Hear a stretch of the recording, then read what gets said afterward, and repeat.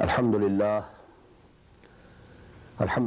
नहमदुहु व नस्तईनुहु व नस्तगफिरुहु व नु'मिनु बिही व नतवक्कलु अलैहि व नऊज़ु बिल्लाहि मिन शुरूरि अनफुसिना व मिन सय्यिआति अअमालिना मन यहदिहिल्लाहु फला मुदिल्ल लहु व मन युद्लिलहु फला हादिय लहु व नशहदु अन ला इलाहा इल्लल्लाहु वहदहु ला शरीक लहु वनशहदु अन्न सय्यदना व मौलाना मुहम्मदन अब्दुहु व रसूलुहु अरसलहु बिलहुदा व दीनिल हक़्क़ि लियुज़हिरहु अलद्दीनि कुल्लिहि व कफ़ा बिल्लाहि शहीदा फ़सल्लल्लाहु अलैहि व अला आलिहि व अस्हाबिहि व सल्लम तस्लीमन कसीरन कसीरा।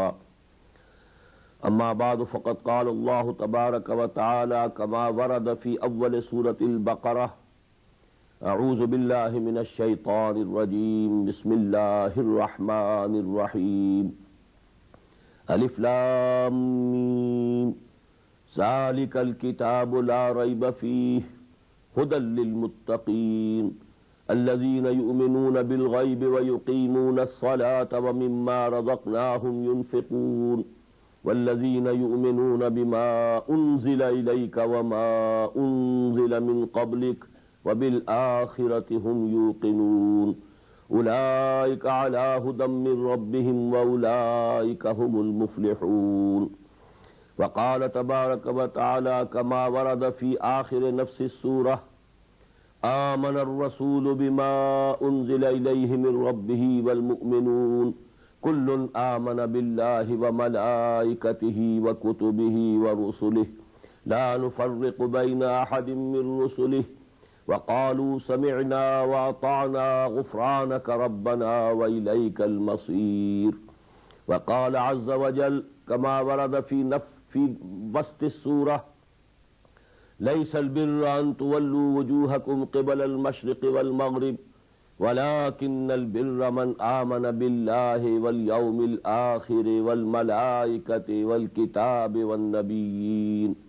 वक़ाल जल्ल व अला कमा वरद फ़ी सूरतिल अनआम फ़अय्युल फ़रीक़ैनि अहक़्क़ु बिल अम्न इन कुन्तुम तअलमून अल्लज़ीना आमनू व लम यल्बिसू ईमानहुम बिज़ुल्मिन उलाइका लहुमुल अम्नु व हुम मुहतदून। सदक़ल्लाहुल अज़ीम।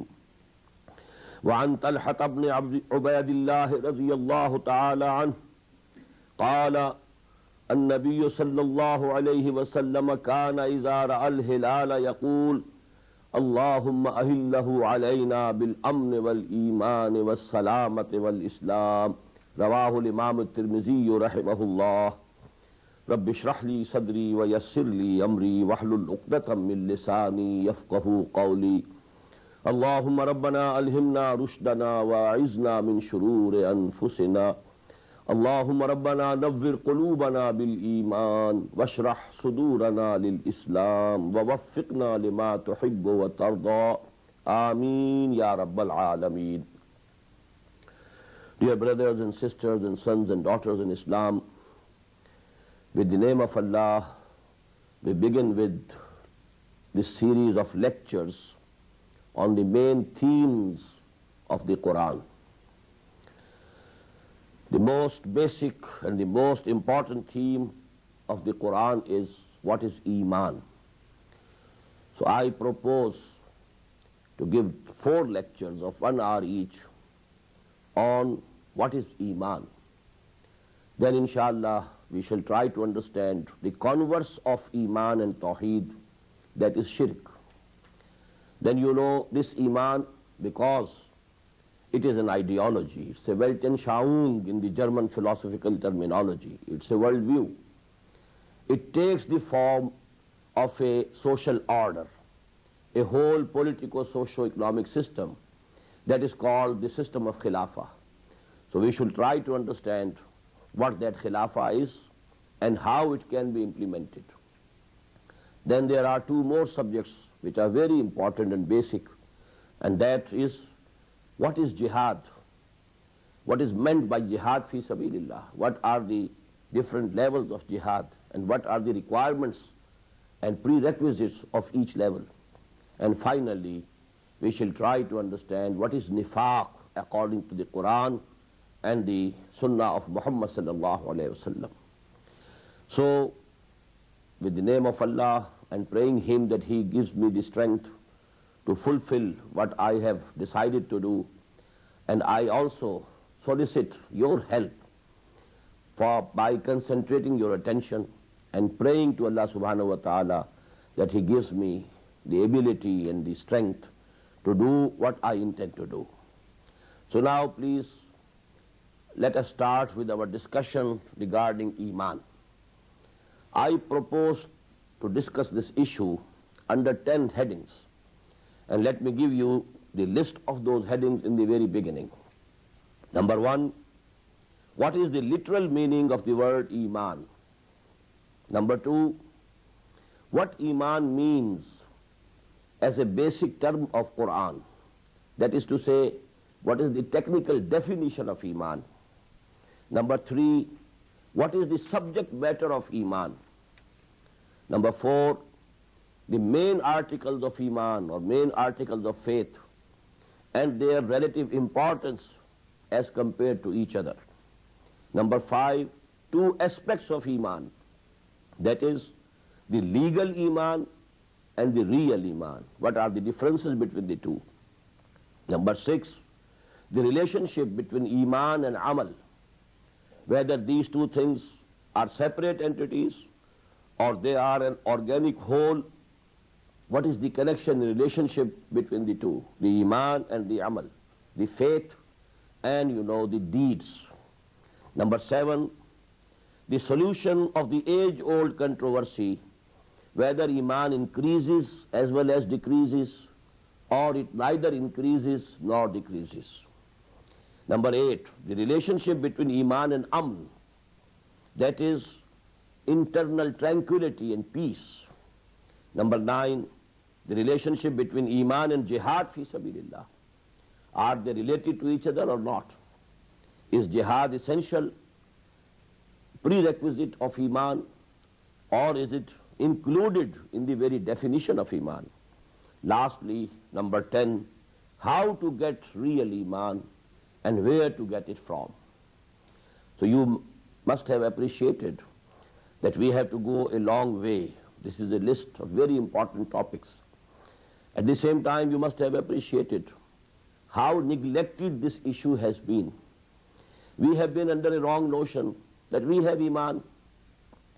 And if you ask a Muslim what is Iman, in most cases he will be perplexed as to what to say, especially the non-Arab Muslims, because at least the Arab Muslims will be able to say what Iman means literally.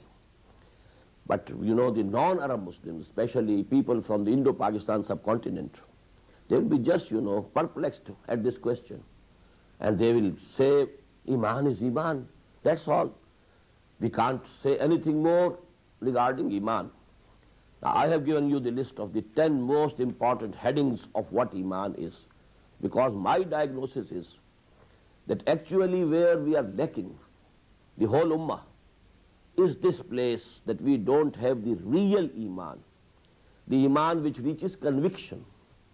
And only the conviction can transform the character and practical attitude of a person. All that we have is a racial creed.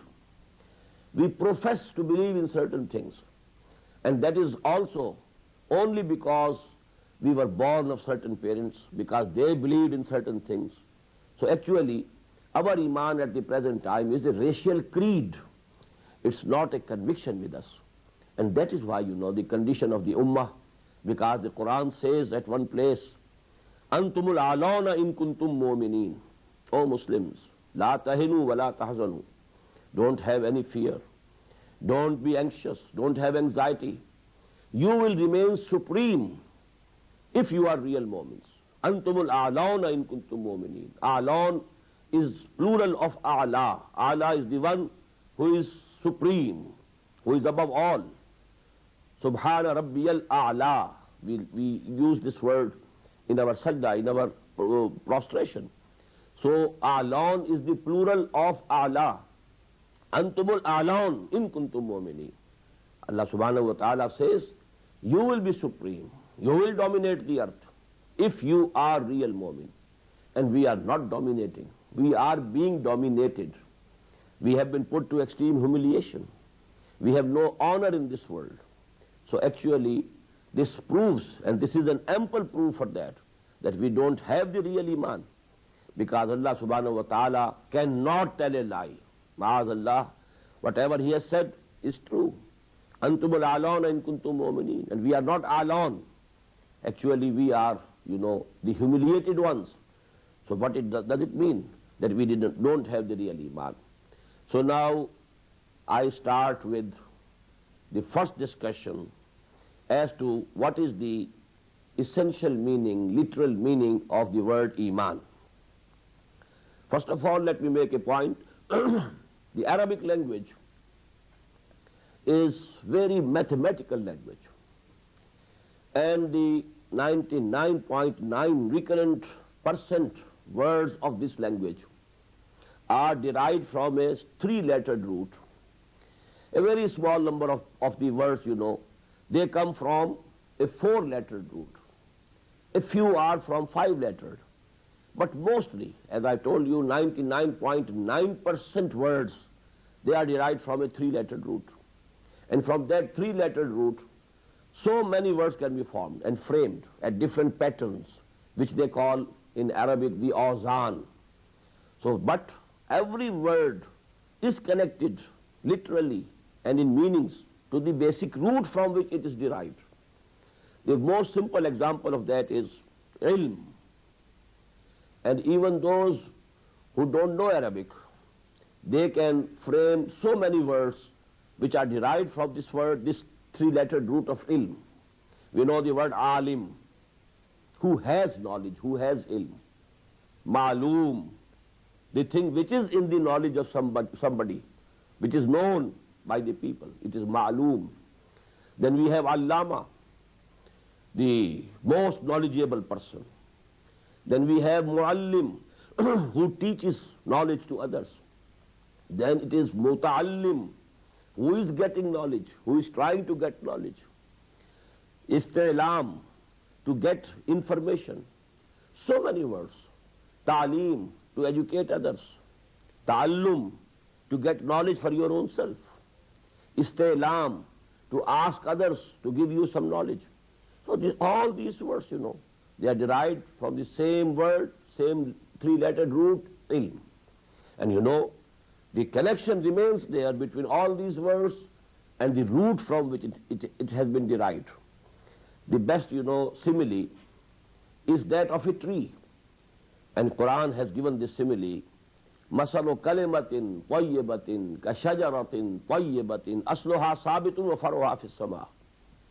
Just visualize and imagine a tree which has its roots fixed and firm in the soil. Then there is a trunk, then there are branches and sub-branches, then there are leaves, and the branches are very high and they are very broad. So actually this is the condition of this Arabic language.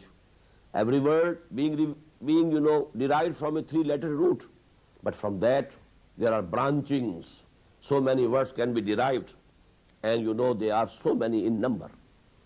Now let us see what is the root of Iman. This word has been derived from Amn. And we know what is Amn. And all the Muslims from the Indo-Pak subcontinent, they also know what is Amn. Amn is a condition in which there is no fear, there is no anxiety, no frustration, no grief, no sorrow. This is Amn. And let me make another point here. It's very peculiar to our religion, and it is very peculiar to the Quran, that the most basic terms, both of them, Iman, Islam, these are the very basic terms of our religion, Iman and Islam. And the meanings of these two words are the same. Both have a connection with peace. We must say it out, and we must bring it to the knowledge of our youth, because there is propaganda against the Muslims. Muslims are terrorists. And we can reply, how can a Muslim be a terrorist? Maybe certain, misguided people take to that resort, go that way. But a Muslim can never be a terrorist. Why? Because the basic teachings of the Quran, the book of Allah, they are based on these two terms, Iman, Islam. Iman derived from Aman. Islam derived from Salama. And you know Salama, Salamati in Urdu, what does it mean? It is the security, it is the outer peace. So actually Iman is the inner tranquility, inner peace of a person, inner tranquility of a person. And what is Islam? It's the outward expression, outward manifestation of that inner peace. If somebody is in peace with himself, then he will be at peace with his society also. But if there are conflicts, there are frustrations within the personality of a person, his behavior will become negative and he will be doing mischiefs to others also. So actually these two things are the two aspects of the same phenomenon. They are the two sides of the same picture. Iman within and Islam in your external attitude, in your behavior. It's the practical manifestation of Iman. I have discussed these things, in a very small pamphlet of mine that is titled, and it is present in English also, it is also in Urdu, Quran or Amne Alam. That is the title of that pamphlet in Urdu. Quran and the World Peace is the title of the pamphlet in English. And I have discussed these things. What is Iman, what is Islam? So actually this is a very important point, and I have stressed it in the very beginning. I am going to discuss what is the relationship between Iman and Islam, and we shall see it in detail and in depth.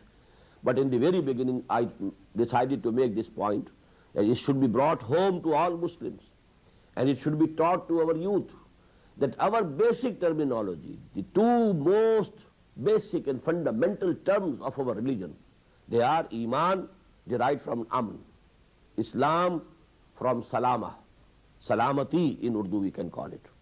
So it is actually, as I've said, both are one, two aspects of the same phenomenon, two sides of the same picture. Iman within, Aman within.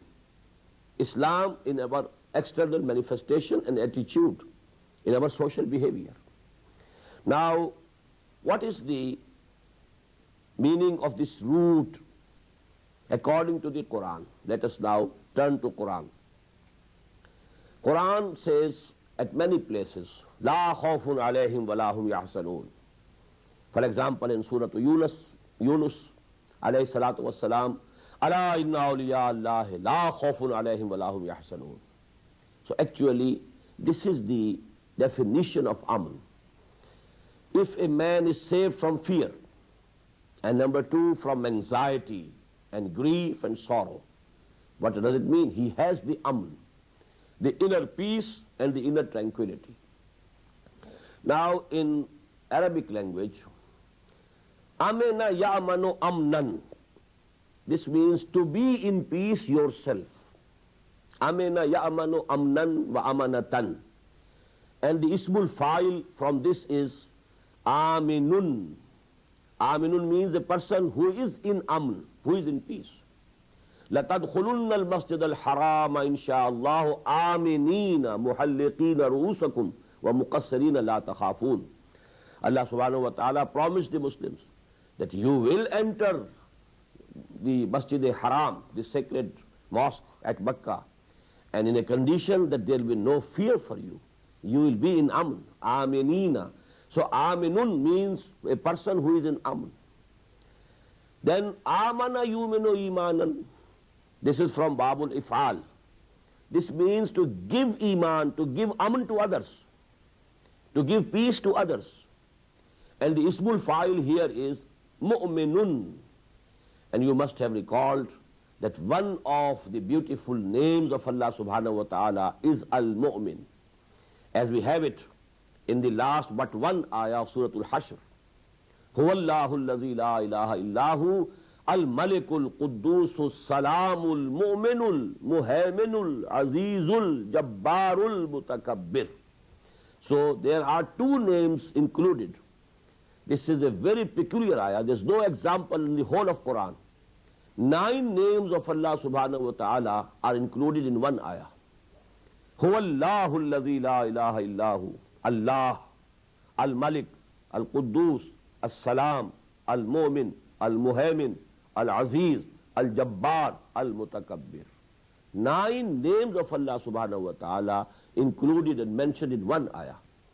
Here again you find the 2 names are As-Salam, Al-Mu'min. As-Salam is from the same root from which Islam is derived. And Al-Mu'min is from the same root from which Imaan is derived. So here again you find both words, Islam and Iman, together. Allah subhanahu wa ta'ala is As-Salam. He is the peace. And He is Al-Mu'min. He is the only person who can give you real peace in your hearts, who can give you real tranquility, satisfaction in your hearts. So this is Amana Yuminu Imanan. Now you add one thing more, and our discussion on the literal meaning of Iman will be complete. In every language we have this phenomenon. If you add certain preposition to a verb, the meanings change. The most simple example in English is, everybody knows what to give means. To give, it has certain meanings and connotation. Now you add to give up. What does it mean? It's a world of difference. To give in, what does it mean? And absolutely new meanings. So to give, compare it to give in, again compare it to give up. Same is the case in Arabic. But in English we find there remains no connection between the meanings of to give and to give in and to give up. But in Arabic, after even you add prepositions, and that will result in addition of additional meanings to that. But the connection with the root will remain intact. It will not be severed or broken. So amana, if you add the word, and it is the harf-jar, ba or lam, amana be, amana le, amana lahu, amana bihi. What does it mean? To believe in someone, to accept the claim which someone is making. This is amana be, amana le. Suppose a person comes and he brings you news. Well, such and such incident has taken place just now, and you accept. This is amantum bihi, amantum lahu. You had faith in him, and you have accepted the news that he brought as true. And in the same way, someone comes to you and he makes a claim.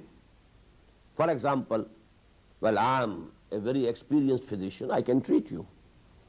And you take him on his words, and you believe in him, and you hand yourself up to him, over to him. You know, because when somebody is ready to get a treatment from a doctor or a physician, it is as if he has handed over himself to him. Now he will prescribe, and whatever he prescribes you will take, because you have faith in him, that he has the knowledge, he has the expertise to advise you what to take. So actually, if you accept the claim of a person, or you accept the news that he has brought, so for that this is amana be or amana le. Now what is the connection between the two? Because if somebody comes and says and tells you something and you accept it, it's peace, aman, no conflict, no argument. And if you say no, you are telling a lie, an argument starts. Maybe physical scuffle also begins.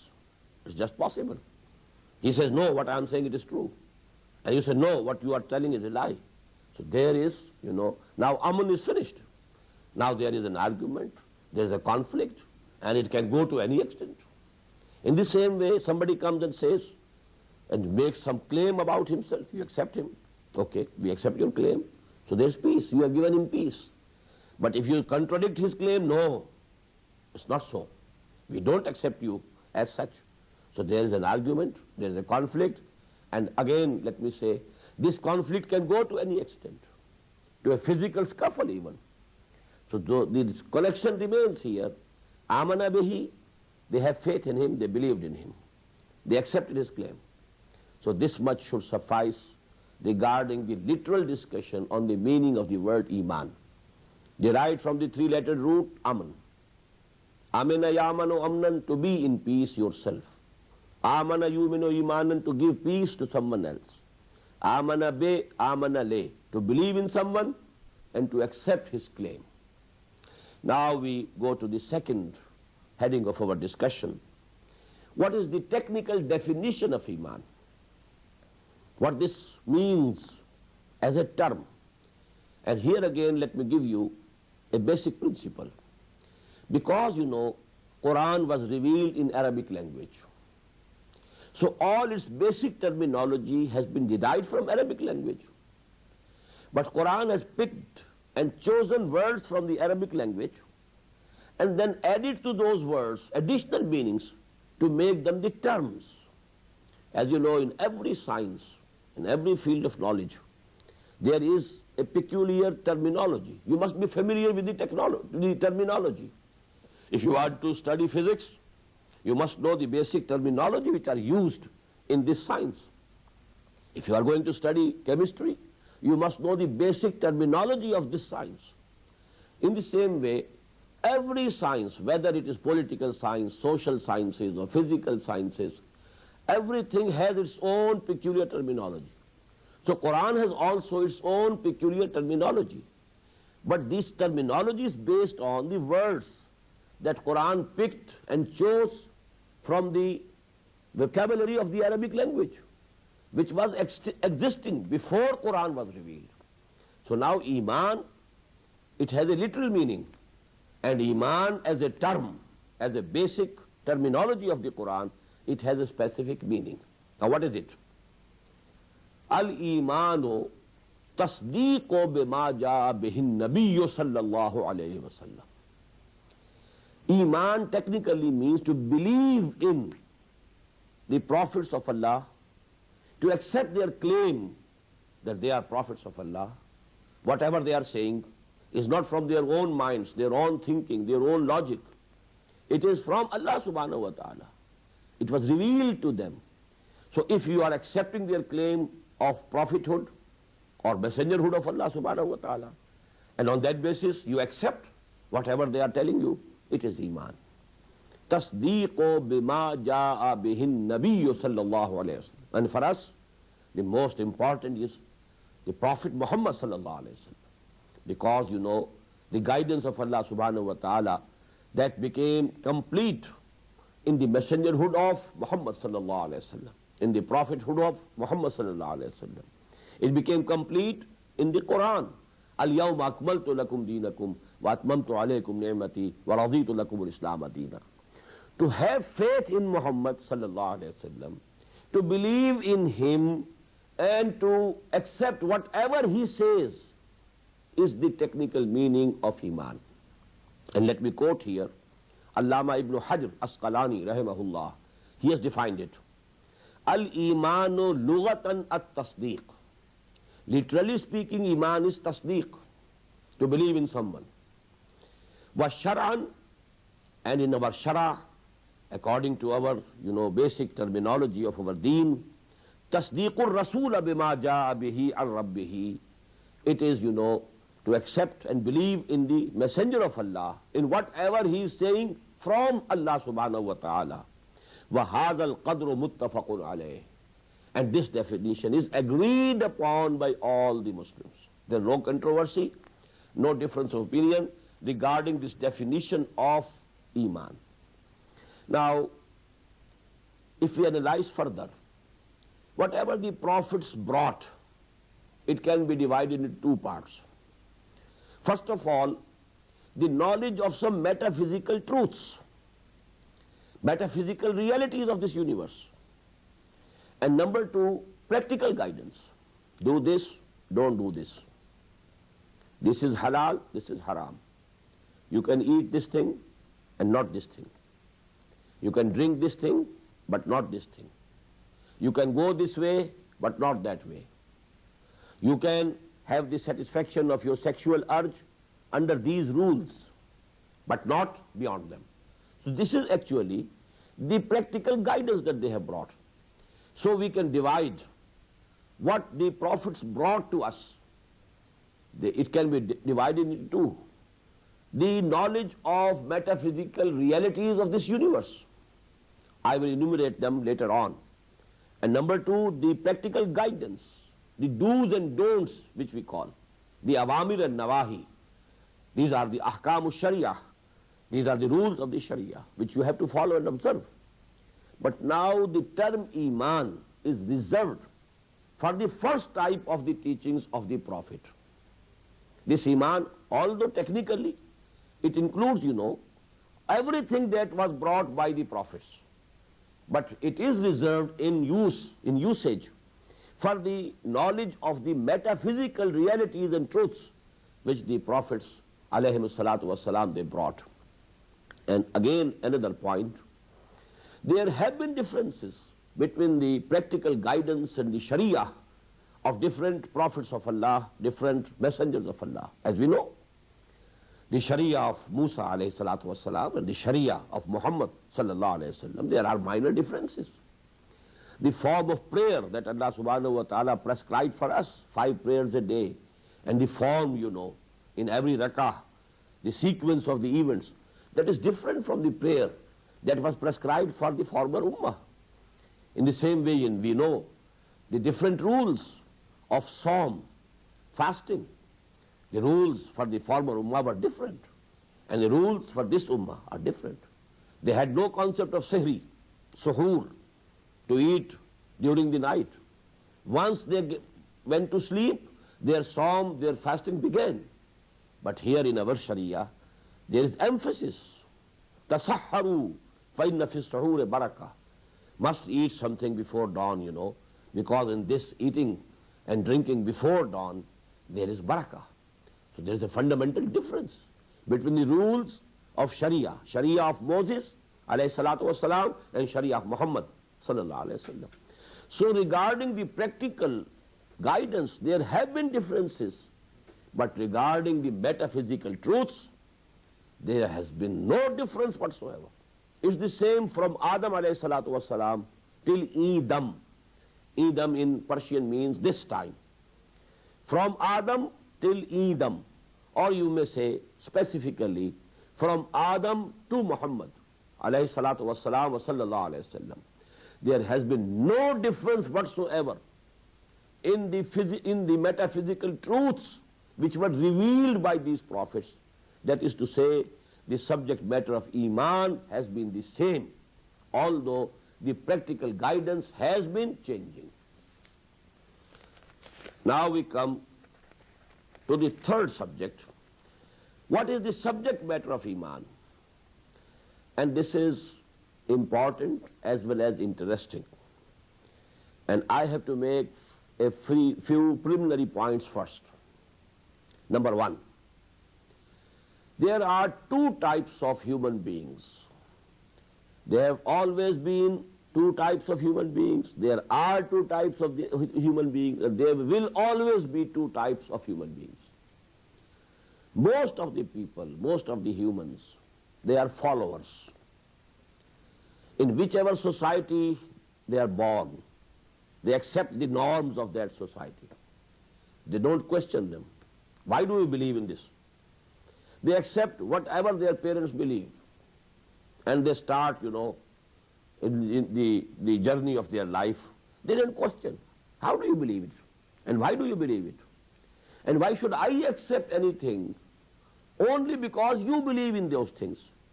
I must know the truth for myself. So actually, most of the people, here again I'm using the same expression, 99.9 recurrent % of people in this world have always been, are today, and will ever be followers. They follow. They don't question. They don't criticize. They don't demand arguments.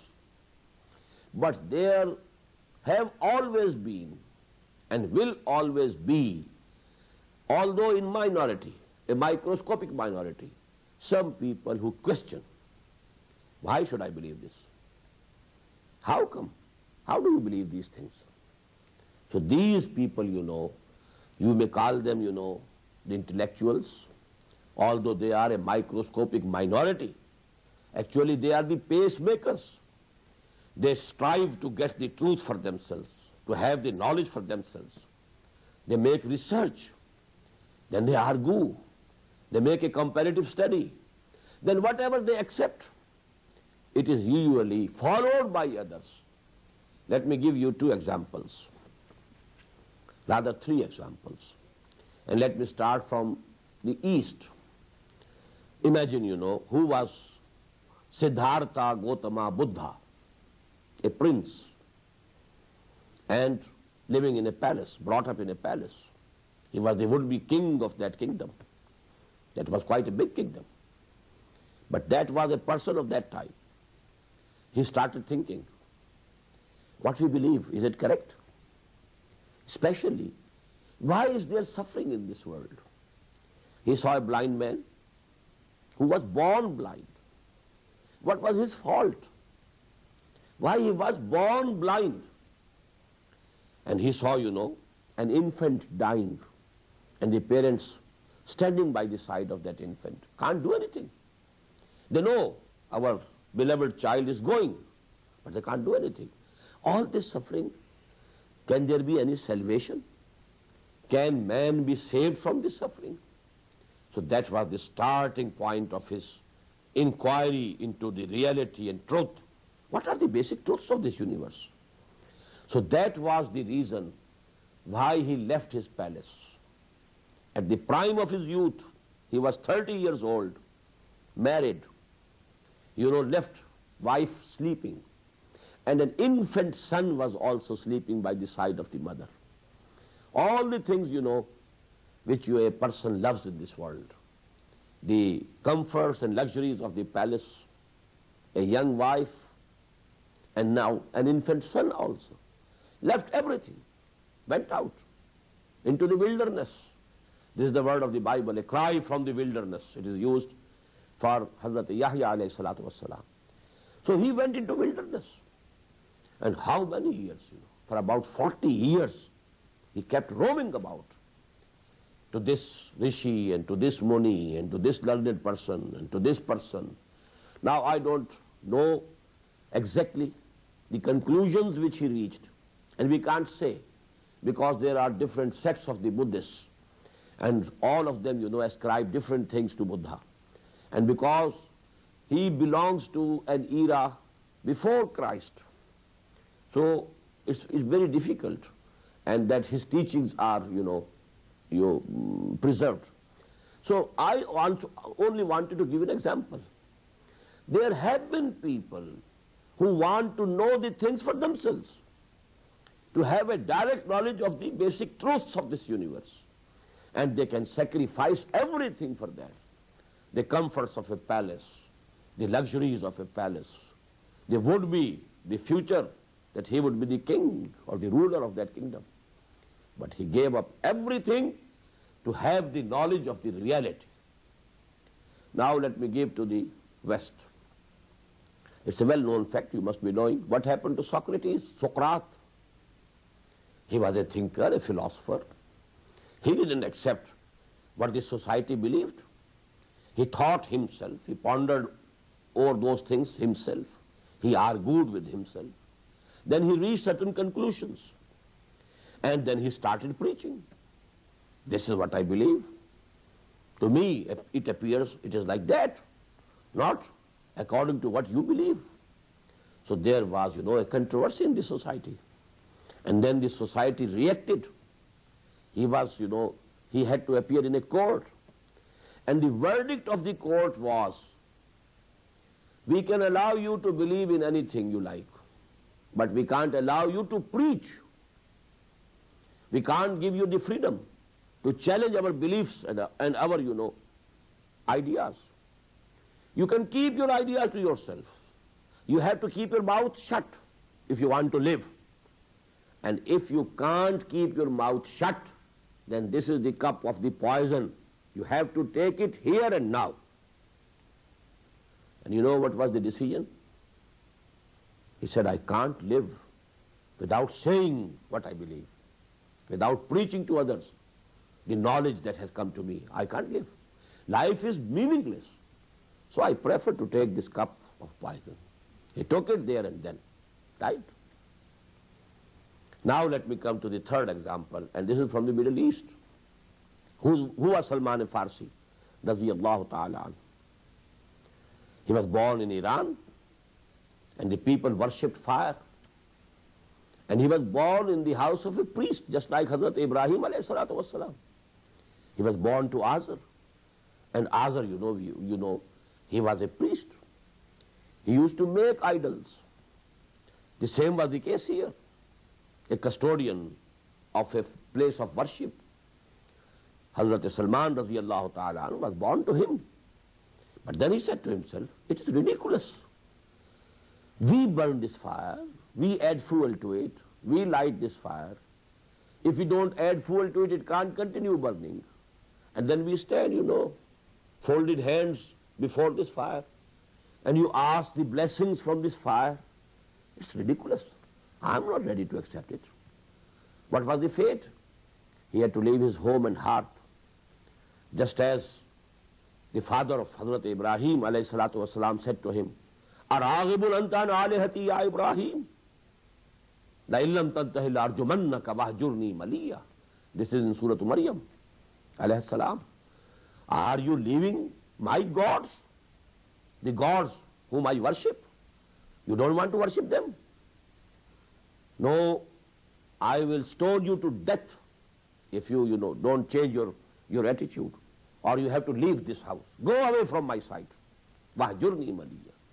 The same fate happened and occurred to Hazrat Salman radiyallahu ta'ala anhu. He left his home and heart, even his country, just as Ibrahim, migrated from Iraq to Syria. He had to migrate again from Iran to Syria. What a similarity between the life of Hazrat Ibrahim alayhi salatu wasalam and Hazrat Salman from Iran, Salman Farsi radiyallahu ta'ala anhu. He also migrated to Syria. That was the seat of learning. He became Christian, and Christianity was the deen of Islam of that day. Because before the advent of Muhammad sallallahu alayhi wasallam, it was the era of the prophethood and messengerhood of Hazrat Masih alayhi salatu wasalam. So he became a Muslim, so to say. So he accepted Christianity. And he was under the training and teaching of so many rahibs, knowledgeable persons, Christians. But the last one with whom he was getting knowledge, when he was on his deathbed, Salman said to him, well, my thirst of knowledge has not been quenched up till now. Now you are also dying.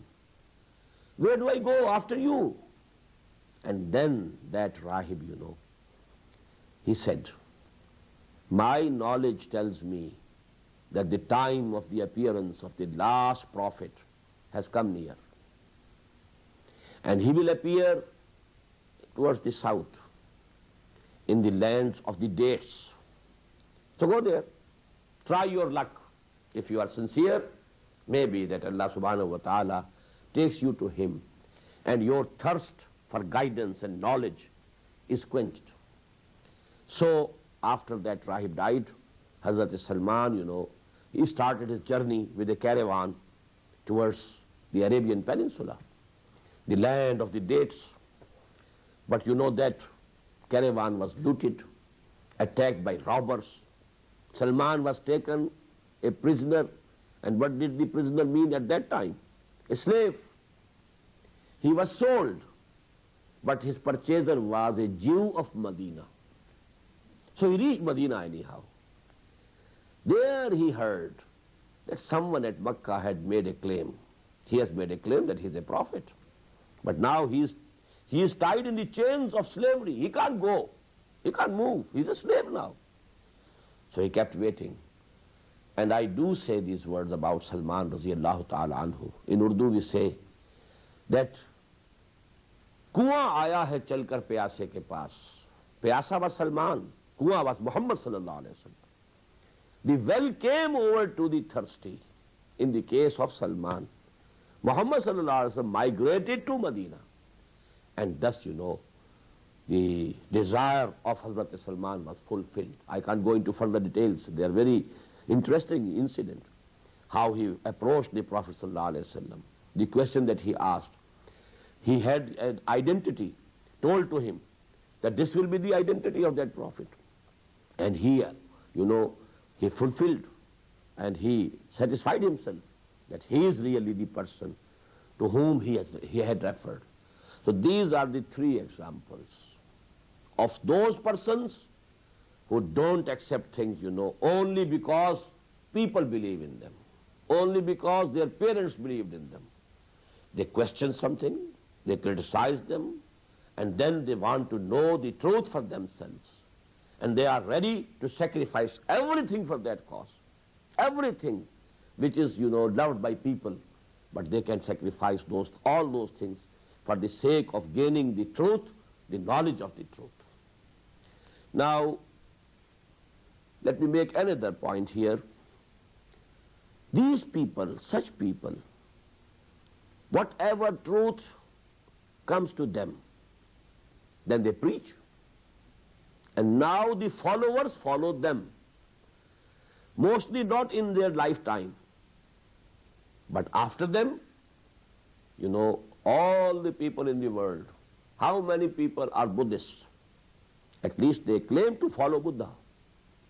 How many people, all these philosophies of the West, the Greek philosophy, the realism and the idealism, they are all branches of the philosophy that were initiated by Socrates.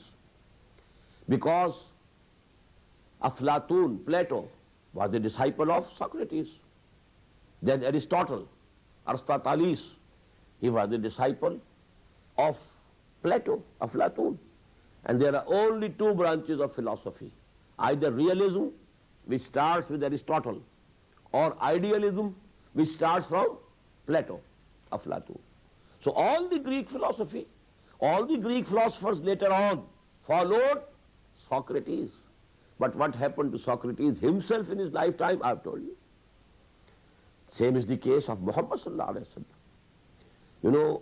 I have told you that after the 10 years hardest labor, not more than 150 persons were there with Muhammad sallallahu alaihi wasallam in the 10th year after the beginning of Wahy. But how many believe in him now? So actually these are the people, we may call them the pace setters, the pacemakers.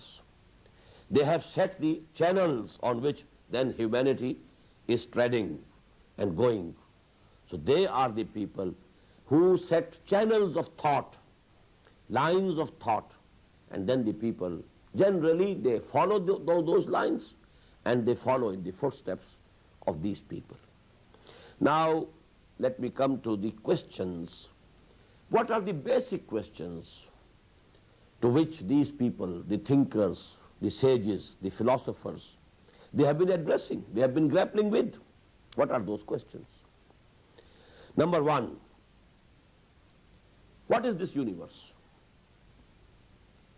Has it been here in existence from ever and will continue to exist forever, or it has a beginning and an end?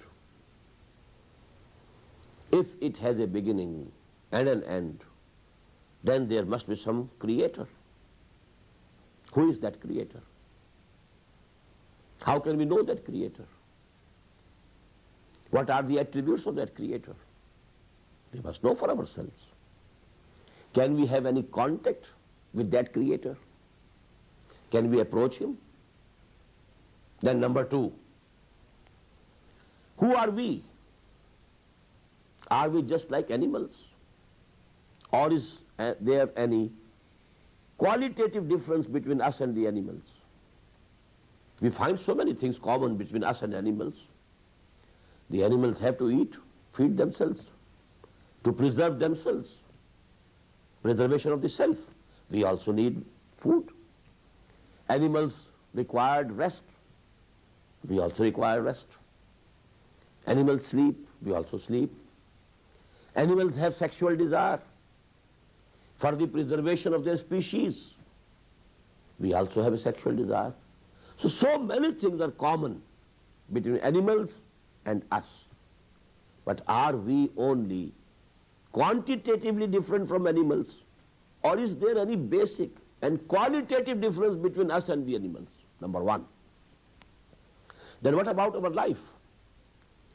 Is our life only this period of our existence here, from our birth till death, the 30, 40, 60, 70, 80, 90, 100 years? You can add to it, according to your knowledge, another 9 months that we passed in the wombs of our mothers. So is that the only existence of ours? This is life? Was there no existence before coming to this world, before our birth, or before our conception in the wombs of our mothers? And in the same way, will there be our existence after death also? Is there any form of existence beyond death? Or death is the end? Is that the end of our existence? Or is there any life after death? Or is there any existence to continue after death also? Then, what is evil? What is good? Are these ethical values, moral values, are they real or just apparent? As there is a saying in English language, nothing is good or bad, only thinking makes it so. Is it correct? Or the good is good and the evil is evil? Are these permanent values or not? You must be knowing that according to the Marxist philosophy, there are no permanent ethical values. With the changing of the economic conditions of the society, the values change. There are no permanent ethical moral values. Is it so? Is it correct? Then if there are permanent ethical values, why should we observe those values? Supposing I know that to tell the truth is good, to tell a lie is bad. But why should I tell the truth when I see there is danger in telling the truth? Maybe I'm killed. Maybe I'm fined because I have told the truth. Why not to escape the dangers by telling a lie? What's the motivating force? What's the motive that will make me tell a truth? Just as you know, I mentioned about Socrates. By saying out the truth, he had to finish himself. So to say, he committed suicide. He could live if he accepted the judgment of the court. You can keep your thoughts to you. You are free to believe whatever you like, but you can't preach them. He didn't accept it. So what is the force, motivating force, that will bind us to the ethical values, to the moral values? So these are the questions. What is knowledge? We know that we have certain sense organs, and we gather some information through these sense organs. We can see, we can hear. Then we know that we have some faculty over here, of inferring. We infer from our sense data. The data is fed, just, as the data is fed in a computer. We know we have a computer here. And you feed the data, and then data is processed by this computer. And we reach a conclusion. And now those conclusions are stored in the memory of this computer. This much we know. But is that all? Or there is any additional source of knowledge? Can we get knowledge through any other source? So all these questions you might be knowing and you might have appreciated. These are the basic questions of philosophy, of different disciplines of philosophy. Today, this philosophy has been divided into so many branches. Otherwise, sometime before, philosophy included metaphysics. It included ethics. It included psychology. It included epistemology. All these are the branches of philosophy. And the questions which are enumerated, they relate to different branches of philosophy. What is the nature of existence? This is metaphysics. What is the nature of human mind? What are the motives? This is psychology. What are the sources of knowledge? How do we get knowledge? This is epistemology.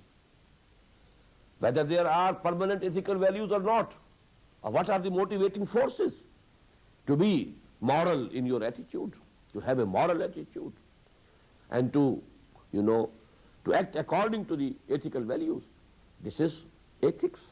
So these are the different branches, different disciplines of the same subject which we call philosophy. Now, another point. There has been answers to these questions, but the sources have been different. On the one side we find philosophers, thinkers, sages. You can mention Confucius, Tao, Gautam Buddha, Mahavir. You can, say Socrates, Plato. All these people, they were philosophers. They thought about these problems. They reached certain conclusions.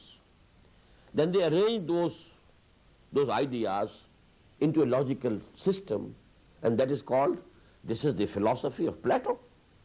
This is the philosophy of Aristotle. This is the philosophy of Confucius. So these people, they say that we have thought upon these questions, and our mind, our intellect, our logic tells us that these are the answers to these questions. This we call philosophy. But no philosopher till this date has claimed that it is 100% true what I am saying. No philosopher up till this date. Let me mention here Allama Iqbal, the biggest poet philosopher of Islam the 20th century has produced. And you must have heard the name of his book, Reconstruction of Religious Thought in Islam. Now, in the preface to that book he says, I don't claim that whatever I have said in this book is 100% correct. We should maintain an attitude of learning and thinking and adding to our knowledge. And maybe that as time passes, better ideas, more sound ideas are given by other people. This is the humility that he shows. And this is the case with every philosopher. No philosopher has up till this date claimed that whatever I have said or I am saying is 100% true. But the other source of answers to these questions has been that certain people claimed that we have a peculiar, exclusive source of knowledge which has come to us. It is not with you. The humanity at large has not been blessed with that source of knowledge. It is wahi from the creator of this universe. And we know for sure that these are the answers to these questions, and they are 100% correct. This is the claim of those persons whom we call prophets. A very long chain of prophets. Prophets of the Old Testament, and those before, Hazrat Ibrahim alayhi salatu wassalam. It's a very big chain. And all these prophets gave answers to these questions. I shall, discuss in detail what were the answers. And actually the collective name of those answers is Imaan. But here I want to make the point that these prophets claimed that we have known these answers to all these questions through a special source of knowledge which has not been given to all the human beings. And we claim that this is 100% true. There can be no doubt about it. That is why we find that the Quran, Surah Al-Baqarah starts with a claim, very big claim, very loud claim. Alif Lam Mim, Zalikal Kitabu La Raiba Fi. There's no doubt about it. This is the truth. This is 100% truth. There's nothing false in it, no doubt about it. And I'll give you in the next session, inshallah, what Hazrat Ibrahim said to his father. That is the most beautiful expression of the claim the prophets made. أقول قولي هذا واستغفر الله لي ولكم ولسائر المسلمين والمسلمات.